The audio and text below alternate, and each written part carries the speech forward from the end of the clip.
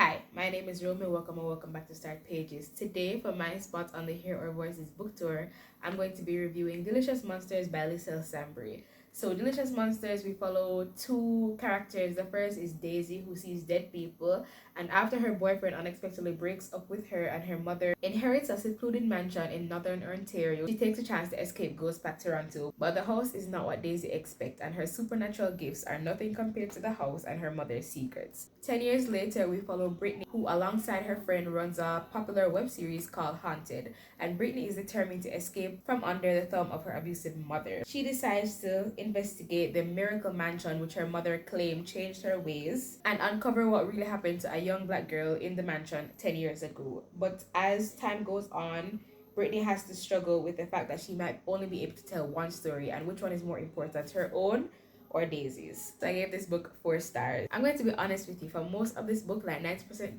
of this book, I was like, okay, this is a 3.5 star.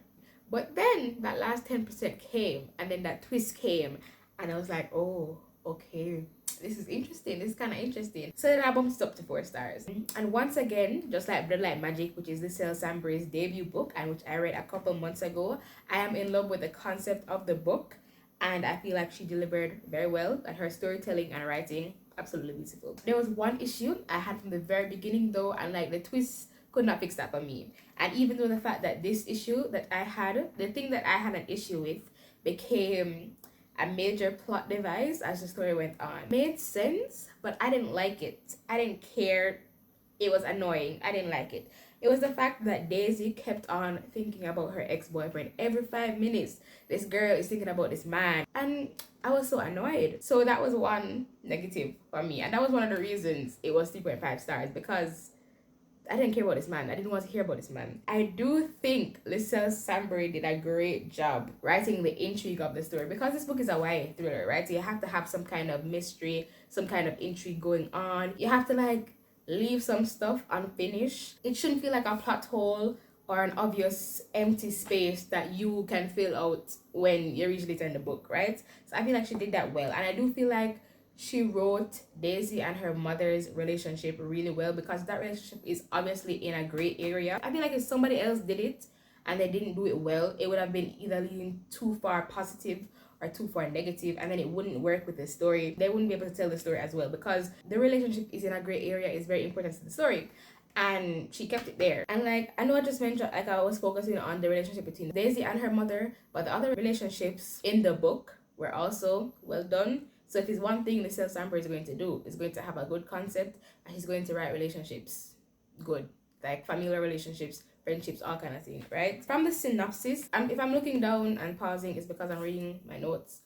From the synopsis, I thought this book was going to be split 50-50 between Daisy's POV and Brittany's POV 10 years later, right? Or maybe like something close to that, but it was more like 70-30. And it's not a negative thing, but me personally, I wanted to read more about Brittany, her escaping her mother. Like, we know she don't like her mother. We know her mother is pretending to not be abusive anymore, and she's a best-selling author because she wrote about the Miracle Mansion and how it made her see the error of her ways, and she's no longer abusing her daughter or letting her boyfriends abuse her daughter, whatever.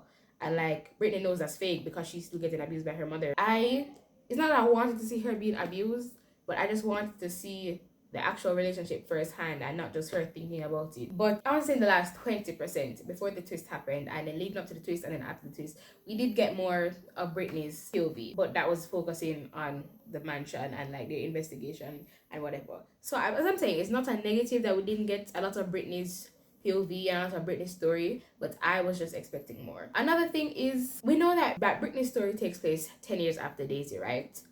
But I'm not sure what the time is that Daisy's story takes place, because Daisy is there stalking her ex-man and the new girlfriend, unlike what I'm pretty sure is modern day Instagram. And then 10 years later, Britney still is using cameras, like state-of-the-art cameras, and the technology is what I'm pretty sure is still modern day technology. Like, nothing seems to have changed, nothing seems to have advanced. And for like 10 years, something must have changed, but like, there's no difference. That was a little bit of a plot hole. Like, she just put down this number so that we know, oh, time has passed and now they're doing an investigation, but she didn't really write it into the book. that time has passed, you know. Other than those issues though, as I said, I gave this book 4 stars. I really did like it. Regarding liking, commenting, and subscribing, do what you want.